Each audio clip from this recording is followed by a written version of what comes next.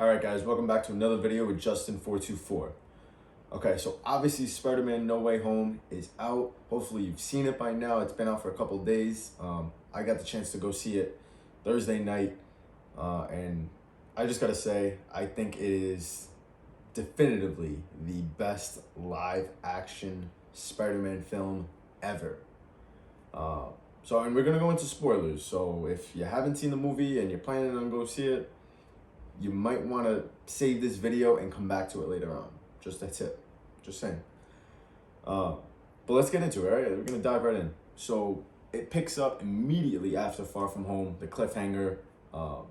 And they didn't get into the identity revealed crisis as much as I thought they would. I thought that would be a little bit bigger part of the film.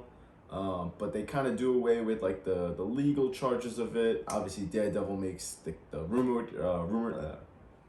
Daredevil makes the rumored cameo, and within the first 15 minutes, all that stuff is done. So really, all the stuff that's in the trailer, the first 20 minutes of the movie, that's it. You've basically seen the trailer, which I actually loved because I was a little worried that the trailer was going to give away too much of the film. Oh, we saw too much of this battle, we saw too much of this. Like the Doc Ock is so early on in the movie that it works perfectly, the way they set it up. For me, some of the best parts in the film that worked, I mean, obviously, the elephant in the room, Toby, Andrew. I mean, the way they were able to bring both universes, or all three universes together. I thought it worked so well. I think that the movie was so self-aware, and just the humor and all the inside jokes, the Easter eggs, the memes, talking on, I'm something of a scientist myself, or when Toby's got to crack his back, and he's like, hey, Andrew, I just want to say you're amazing. All the little stupid references that only the fans would really forget. Like this film, more than anything, was for the fans. Because I think people have been screaming for this. This is what they wanted. This is what they wanted. They wanted Garfield back. They wanted Maguire back. And we got it. And it was, to see it on screen, I remember just watching them swing, to the Statue of Liberty. And I basically had to pinch myself, thinking, when did you ever think this would be even a possibility, let alone a reality? And now it's the fact that I got to see it on the screen. And it happened in Tom Holland's trilogy. It blows my mind that they made it work. Not only did they like, hey, we should go for this. The fact that it was a success, and a mind-blowing fucking success. I mean, it is, pandemic era is the biggest movie of all time. And pandemic aside, opening weekend, it's in the top 5. It's gonna break 200 million this weekend. I mean, this movie is, critics love it, fans love it. There's so much in this film to unpack. I mean, we could sit here and talk about Willem Dafoe and how he killed it as Green Goblin. I mean, oh my God. I thought he was good 20 years ago. No, he was better now. I mean, he fucking brought it. Alfred Molina was great as Doc Ock, of course. We had the relationship between Peter and MJ. I mean, I'm not the biggest fan of Zendaya, but wow. I mean, to see the growth from where she started in Homecoming to where she ended now, and her characterization of MJ, not just Jones, Watson. I thought it was a great little Easter egg too. But the way she plays MJ, I thought it was phenomenal. Obviously, Marissa Tomei's May dying. That wasn't something I saw coming. And to be honest, I almost got fooled when she gets up and she's like, no, I'm okay. And I'm like, oh. And then you just see it, it's like, oh, you're right there living it with Peter. It breaks your heart, man. But that's what makes Spider-Man Mythos the greatest. And he has to go through all this tragedy and this sacrifice. And for me, that was what I wanted to see from this movie. At somewhere down the line, I knew he had to lose somebody. Whether it was May, Ned, somebody had to die. Because for him, the price is it's too great to be Spider-Man and not live through tragedy. That is the essence of Peter Parker. That's why Gwen is dead. That's why May dies. That's why all these things happen to him, and that despite all the bad, shitty things that happen to him, he has to go out there and still be a hero and still put himself last, you know, and oh man, I'm getting chills thinking about it just because I feel like I understand the character so well after 20 plus years of reading him, watching him, and doing all this stuff that for me to see that on screen and to see him go through that and him have his Uncle Ben moment, you know, when she says, with great power must come great responsibility. That was awesome. I had that geek out moment right there. And I didn't know at the time that, you know, she was going to die. It happens, you know, whatever, 5 minutes later. But it was just such a great payoff. And then he goes and, you know, once he does meet the other Spider-Man, obviously they have that moment where, you know, my Uncle Ben died and, you know, he said this. Oh my God. I think about like the three science bros when they all start pointing at each other. Again, another meme reference, but if you're any type of Spider-Man fan at all, I mean, and I think one of the guys I follow on Twitter, Brandon Davis, he said it best. It would be hard to top this as a Spider-Man movie. It's extremely hard just because of all the little nods that they throw in there. Like it had the humor, it had the drama, it had the emotion, it had the action. Like what more could you have asked for? I don't think, I can't imagine a movie, cinematic experience better than this. Where do I rank it now in my Spider-Man movies? Okay, that's a great question. Because I love Spider-Man 2. It was my favorite live action. I love Spider-Verse. I love Far From Home. This, however, is the best of the Tom Holland trilogy. And it is better than any of the movies in the Maguire trilogy and the duology of Garfield. So the only question is it better than Spider-Verse? So right now I have Spider-Verse just ahead. That remains to be seen. So I'm still gonna go see it again. Once I see it a second time and I digest it, who the hell knows? Because my rankings on, you know, my MCU chart changes all the time. You know, I rewatch something I haven't seen in a little bit. Oh wow, man, Doctor Strange is really good. I gotta bump that up. Hey, you know what? Guardians 2, we could drop that down. So who the hell knows? But as of right now, I'll give you my rankings. So we got Into the Spider-Verse as still my all-time favorite Spider-Man movie of all time. We got Spider-Man No Way Home. We got Spider-Man 2. We got Spider-Man Far From Home. We got Spider-Man Homecoming. We got the original Spider-Man. We got Amazing Spider-Man. Then we got Amazing Spider-Man 2. And then we got Spider-Man 3. Tobey Maguire. But that's my ranking right now. And like I said, there's so much to still unpack in this movie. I mean, I didn't even get into talking about the ending. So the ending of the film, and not talking about the post-credits, because that's another story. The ending to the film leaves Peter in a place where now he's on his own, truly. I mean, he's got nobody. Happy don't recognize him. MJ, Ned. I mean, he is truly an adult now. I mean, you can say it. He has grown the fuck up. But for me, the great touch that, and I've always appreciated about the character, is that when he's, you know, poor, living on his own, like Spider-Man 2, and, you know, they're like, hey, rent, and all that stuff. And you see kind of that nod where he walks in, and he's got now a studio apartment in the city, and he goes out with the homemade costume. That, for me, that's when I said, I was like, oh my God, they're gonna do it. They're literally going in that direction. They're taking Tom Holland Spider-Man, and they're gonna get him away from the Iron Man stuff, get him away from the Avengers. That doesn't mean he's still not gonna be in Avengers, because you damn well know Feige's gonna have him in Avengers 5. But now he is standing on his own 2 feet and saying, I am Spider-Man. I'm not Spider-Boy. I'm not a kid. I'm not a 16-year-old boy in high school. I'm a man now. And, you know, and to my friend's point, he's like, he had to get humbled in this film to really, and realize the mistakes that he made, and you know, he had to live with the decisions he made. And, you know, Doctor Strange, you know, could have, hey, you know, we're going to send all these guys back and be done with this, but he couldn't have that on his conscience, because that's the type of character that Peter Parker's always been, whether you're talking about in the books or in the cinema. So you have to respect that, and because they were very, very true to the character.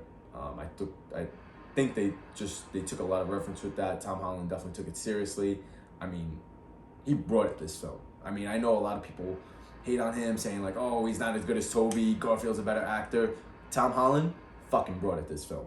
So I'm just proud to see like all the haters say like, oh, you know, he's not really Spider-Man, he's fucking Iron Man, he's this, he's that, he just plays around with the Avengers. Anybody who said that and is still saying that after this film, you can go shut the fuck up, because dude, like they really did this character right. And I just love that they went for it. You know, the story, it's definitely fast paced. It does get a chance to slow down for, you know, it's the specific character beats, obviously the Aunt May scene, you know, the stuff with the interactions between the three of them, was just gold. Where do I rank it now on my MCU films? I would say as far as solo films, I would have to go with Winter Soldier, obviously, as my number one. Civil War technically is a crossover, same thing with this. So for me, I'd go with Winter Soldier, Infinity War, Endgame, Civil War, and No Way Home. So for as of right now, it goes past Guardians, Black Panther, Shang-Chi, all that stuff. It's in the top 5 for me, for MCU. We'll see what happens when I watch it, you know, second, third, fourth time. But that first time was, oh my God. Obviously the theater went nuts, going to see it, you know, Thursday night. I expected nothing less. My one complaint, and this isn't even a complaint, this is more of a, we'll say, observation. Obviously a lot of the stuff that surprised us in the movie was leaked out, right? So the leaks about, you know, Garfield and Maguire, Matt Murdock, all that stuff was rumored for not just weeks but months. We've kind of been sitting on that Tobey Maguire, Andrew Garfield thing for over a year now. For anybody who kind of pays attention to those rumors and kind of lives in that realm, and you know, with Mikey Sutton, and you follow all those reports, so we kind of knew that was coming. So I can only imagine if, say, we went into this movie completely blind, thinking, oh wow, Doc Ock's gonna be a big villain in this, oh wow, this is gonna be crazy with all these villains, and then to not expect the other Spider-Man to come in, and then you see that happen, I think it would have made the experience on the level of Endgame, if that makes sense, because there were surprises in Infinity War and Endgame that we didn't know about. Like, there was no speculation about Cap getting the hammer. There was no real speculation like, oh, like all these people are gonna get snapped, you know. So the experience was a little like waiting for the other shoe to drop and like, okay, when are they coming? When are they coming? So I just wish we didn't get the leaks that we got, but I don't think it takes away from the movie. It doesn't make it a worse movie. It just takes away the element of surprise when we knew like, okay, eventually, yeah, you know, they're all three are gonna fight in the end. But it is what it is. It's not a complaint. Like I said, it's an observation. In today's day and age, it's so hard to keep a secret. You think about Far From Home and the element of surprise that we had with Jameson at the end. I mean, nobody knew that was coming. Same thing with Nick Fury. Turns out to be a Skrull. That's stuff that I do appreciate when they're able to pull that off and, you know, fool the fans and just completely throw you for a loop and be like, have that holy shit moment. And somebody asked me that, like, oh, like, was there any holy shit moments? And I'm like, check your expectations at the door, because yes and no. Yes, there's holy shit moments, but all the holy shit moments, I feel like we kind of knew it was coming at the same time.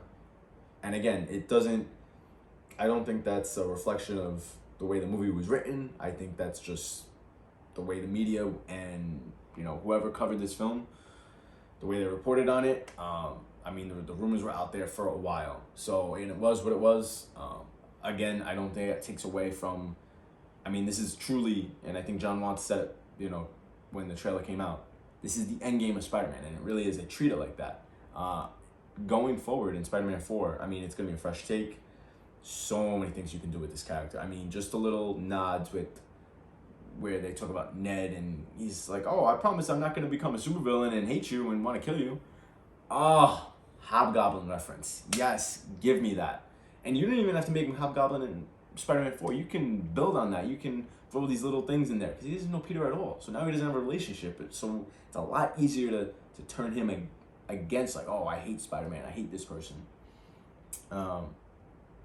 I would like to see definitely like more friendly neighborhood stuff. In terms of the battles, I don't want a big spectacle for the next film. I want something that's a little bit more smaller, contained, like kind of like Homecoming, first of a new trilogy. So you would think whether they go for Man-Wolf, Hammerhead, Tombstone, more of a small-time villain. Definitely Scorpion. I think Scorpion has to be on the table. I would love to see that. That would be cool. Craven. I know obviously Sony's doing their own Craven movie, but if they can lay that as the groundwork to eventually meet up with Spider-Man and have him hunt him down, I think that would be excellent. And then obviously the post-credit scene, we know the symbiote is out there now. So instead of going for Spider-Man, and somebody said this the other day, what if he becomes Agent Venom? I think that would be cool. I meant to say, what if Flash Thompson becomes Agent Venom and the symbiote goes to him? And then they have to, have some type of battle. And, at some point, obviously Spider-Man is going to get stuck with symbiote because the rumor is, and this is just a rumor, that that's how when the symbiote goes back to Tom Hardy, now the symbiote's going to have the Spider-Man symbol. So we'll see what happens. A lot of different directions they can take it. I really, really did appreciate, though, that they ended the film with the true red and blue Spider-Man costume, homemade in the shitty apartment. The guy's got no money. He's got nobody. He's truly got nobody now, and he's on his own. So I think the possibilities are endless for where they can take the next the college trilogy, if you will. He's gonna meet new people. Obviously, he doesn't have Ned and MJ. Does this lead to him meeting Johnny Storm, aka Human Torch? Does lead to him meeting Gwen Stacy? Does it lead to meeting Felicia Hardy, Black Cat? There's a lot of, like I said, it's exciting. It's really exciting to be a Spider-Man fan, not only for, this cinematic universe, but you want to talk about Spider-Verse Part 1 and Part 2 coming up, in the next couple years. We got Spider-Man Freshman Year, the animated series coming up in a couple years on Disney+. It is a great, great time to be a Spider-Man fan. And why not? Like I said in my last video, it is the greatest comic book character of all time, in my opinion. Greatest superhero. One of the greatest literary characters in fiction, period. So for me, those are my thoughts on the movie. As far as complaints, I don't have too many from this. Like I said, if you asked me a year ago, hey, what would this movie be about? I wouldn't have said that they would have gone this route. I didn't think they were ready to go for it. And the fact that they said, hey, you know what, fuck it, and they had the balls to do it, I can appreciate that from Marvel and Sony's standpoint. And it looks like the critics and the fans agree. So until my next video, this is Justin424. Make sure to like and subscribe, and follow me on my Instagram page, Justin424 Comics. Until then, peace.